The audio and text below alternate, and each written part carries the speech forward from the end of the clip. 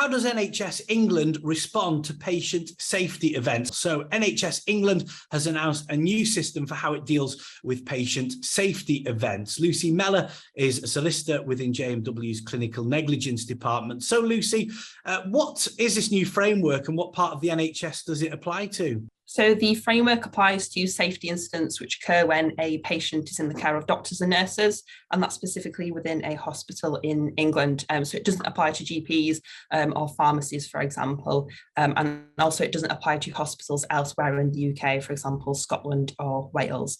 It also doesn't apply to certain categories of incidents, for example, never events. So these are wholly avoidable and often quite serious incidents, for example, undergoing amputation of the wrong leg. It also doesn't apply where a patient dies and the death is referred to the coroner with a potential for an inquest to take place. And it also doesn't apply to cases involving what we call maternity safety incidents.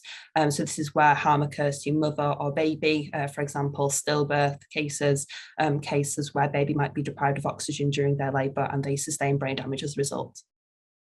And will the framework make a difference? It's a good question, and I think the only real answer to that is time will tell. So the framework is designed to effectively standardise the investigation process throughout England. As at present, it can be a bit of a postcode lottery. So I've seen lots of investigation reports in my career so far, and there is a real disparity in terms of quality depending on whereabouts in the country the client is based. So there are some trusts out there who will carry out a comprehensive investigation. They will go through the medical records, look at everything with pretty much a fine-tooth comb and really get to the crux of what went wrong and how they can prevent those issues from reoccurring in the care of patients in the future. And for those who do want to pursue litigation, for those who do come to a solicitor like me, those investigation reports, the good quality investigation reports, can make a real difference and can make the litigation process a lot smoother. And there are other trusts out there, however, who will produce an investigation report which amounts to no more than a few pages in length. And they, from my perspective, seem designed to brush matters under the carpet. They don't really get to that, again, those two important questions of what went wrong and how issues can be prevented from happening in the future. So I think ultimately the framework hopefully will improve matters going forward. It will provide a change for the better, and I do remain optimistic. But again, it's one of those matters where only time will tell.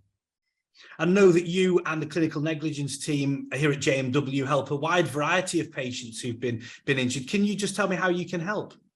So we are one of the best teams in the country for clinical negligence matters.